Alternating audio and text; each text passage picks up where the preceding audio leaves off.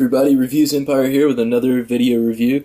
Today I'll be reviewing the Deluxe Turbo Megazord from the 1997 5th Power Ranger season, Power Rangers Turbo. Turbo was an interesting season. I think it was just more of a filler between the Mighty Morphin Power Ranger and Zeo era and the Space era, and then the ongoing continuation of a new team every season. A lot of people don't like it, but I really did like it. It was one of the ones that I grew up with, and I'm not ashamed to say that I've seen every episode and enjoy most of them. Starting off, you have Red Lightning. This was originally piloted by Tommy, and after the power transfer, it was piloted by TJ. This is the Mountain Blaster. Throughout the show, it was piloted by Justin. He never handed off the torch to anybody else to become the new Blue Ranger. Next, we have Desert Thunder, originally piloted by Adam, later piloted by Carlos. Next, we have Dune Star. This was originally piloted by Tanya, later piloted by Ashley. And finally, we have Wind Chaser, originally piloted by Catherine and later piloted by Cassie. I really do like the Turbo Zords, their look. I mean, each individual Zord has a lot of nice detailing. I don't know if you can see it, but it has rubber wheels, little bit of chrome on the top, just a little bit. Some sticker that makes it look like chrome. One thing that the Japanese originally had, the front bumper was chromed on all of them, not just Desert Thunder and Dune Star. That's one thing I really wish Bandai America just left, because it would have been nice. But I mean, it's still nice. It's got a spoiler, some thrusters on the back. It's a nice toy. This is definitely my favorite of them, though. It's really heavy. It's got a lot of nice die-cast metal in it, in the clips, and then in this right here. I really do like it. Then it's got the overhead spotlights. That's really nice. It's a cool little toy. It's even got, I know that's for transformation purposes, but having a tailgate that can actually come down, that's pretty cool. It does have some detailing on here. It says CR800 power vehicle on the wheels. Unfortunately, these wheels right here are plastic. But what are you gonna do? These wheels have CR400. It's really hard to see. But anyway, I'm not a big fan of this one. It does have chrome on the front bumper. That's nice. The rack on the top, I wish that had been chromed. It's kind of plain. Aren't a lot of stickers on it. Definitely could have been better. And for whatever reason, the bottom of it isn't black. It's this whitish gray plastic. All the other ones are black on the bottom, and I don't understand why just Desert Thunder is this color on the bottom. It just doesn't make sense to me. Anyway, it's got CR800 again on the wheels. I guess that's the wheel size, and these wheels too are plastic. Next we have Desert Thunder. It's a lot like, or not Desert Thunder, Dune Star. It's a lot like Desert Thunder. It's less like a minivan, more like a SUV. I guess that's kind of cool. Again, it's got plastic wheels and CR800 on the wheels. It's all right. Kind of plain still. Finally, you've got Wind Chaser. Could have been better. It's not as bad as Desert Thunder and Dune Star. It's kind of a cool little like race car sedan thing going on. It's pretty cool, and it's got some nice stickers on the back. Got some brake lights and some metallic looking decals on the back, and it's not that bad. like I said again, though, it would have been a lot better if it had had all the chrome pieces the Japanese version did. Anyway, basically what they would do is every single episode, when they called on the Turbozords, they would come out the exact same way. First, you would have Mountain Blaster, like, driving away from some enemy vehicle that only showed up in one episode that was centered around the Super Sentai version.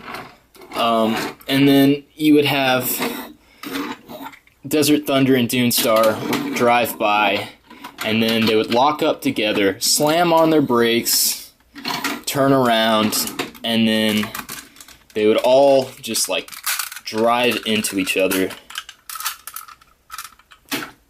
These would fold up,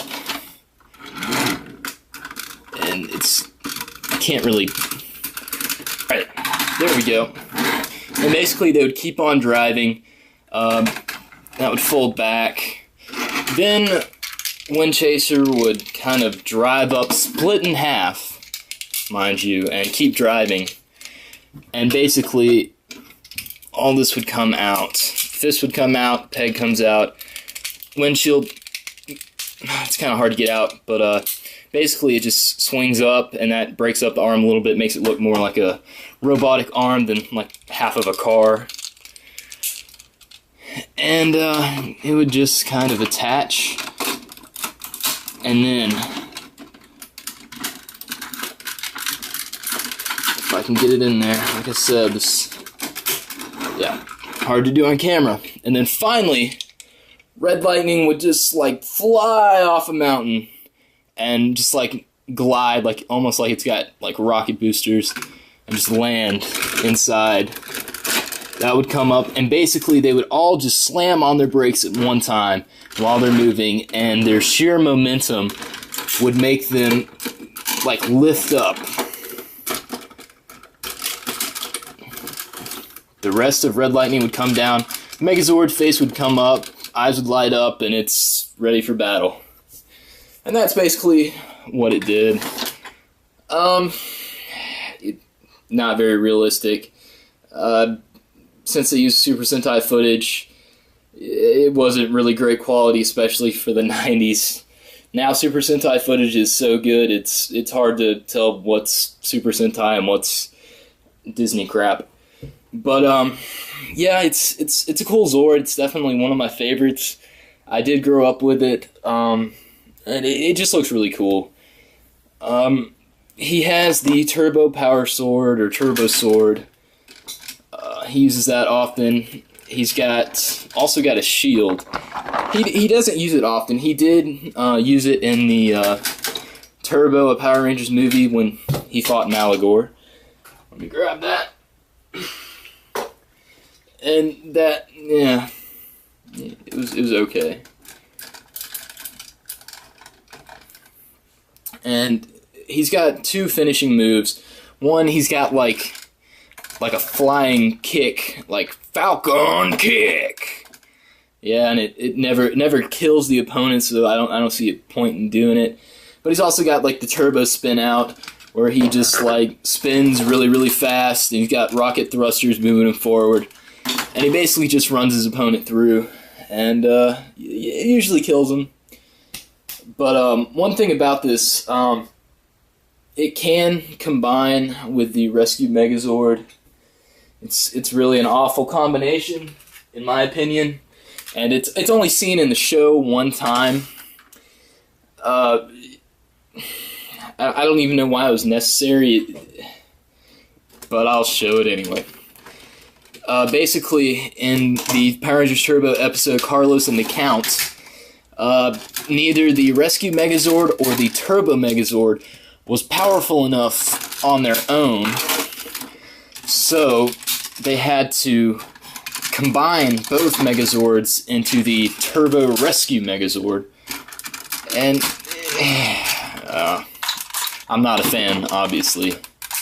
And it only happened one time, so I'm glad at that fact.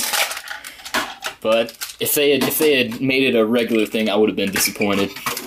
And honestly, I don't see how, if they have the ability to have both Megazords out at one time, what's the point of combining them into one Megazord?